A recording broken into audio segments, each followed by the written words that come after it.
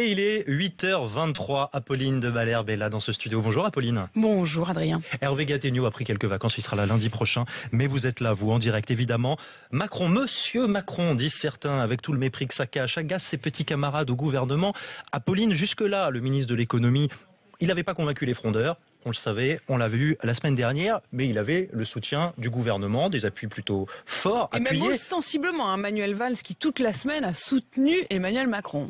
Il y mettait les formes, il y a mis les formes, mais ça, c'était jusqu'à hier. Et là, tout d'un coup, une voix discordante. Oui, parce que hier soir, je recevais Stéphane Le Foll sur BFM TV, le ministre de l'Agriculture et porte-parole du gouvernement.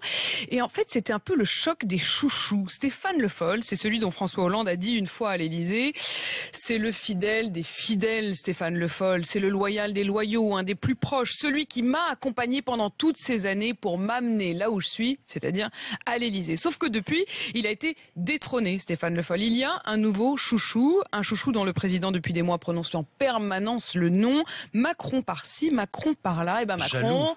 Et exactement, il y a un peu de jalousie dans l'air parce que Macron, il s'est pris un mur, il s'est pris le 49-3, du coup Stéphane Le Foll, il se dit que le nouveau chouchou, il a peut-être des failles.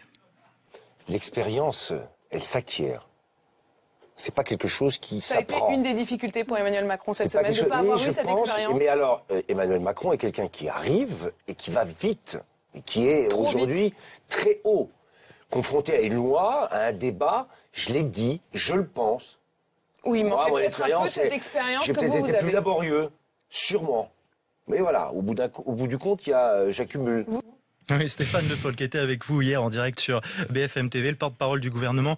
On l'entend, hein, c'est clair, il ose pas le dire, enfin il le dit. En gros, Emmanuel Macron, il a ce qu'il mérite, si j'entends Stéphane Le Foll. En quelque sorte, oui, et surtout Stéphane Le Foll, du coup, il rouvre le débat que ni François Hollande ni Manuel Valls n'ont vraiment voulu avoir. Parce qu'avec ce 49-3, ils ont en gros mis un couvercle sur cette loi Macron et ils ont rejeté toute la faute sur les frondeurs, mais à aucun moment ils se sont demandé si c'était pas Emmanuel Macron lui-même qui, dans la méthode, avait peut-être fauté. Parce que souvenez-vous d'une chose, Emmanuel Macron, il a été absolument seul sur les bancs du gouvernement pendant tout le débat à l'Assemblée. Alors certes, non-stop, il a bataillé, personne ne peut dire qu'il a pris du temps pour lui ou quoi que ce soit. Il était en permanence sur ses bancs pendant des heures et il répondait à chaque argument lancé par les députés. Oui, sauf que il a peut-être péché par orgueil. Il n'y avait personne autour de lui alors que cette loi, elle aurait pu être portée aussi par Christiane Taubira, par exemple, sur les questions des notaires, sur les questions des avocats, qui aurait peut-être compensé le côté un peu novice d'Emmanuel Macron. En gros, ce que Stéphane Le Foll dit hier, c'est qu'il y a le lièvre et la tortue. Que lui, Stéphane Le Foll, c'est la tortue, besogneux, qui est parti longtemps avant, qui se hâte avec lenteur. Et puis,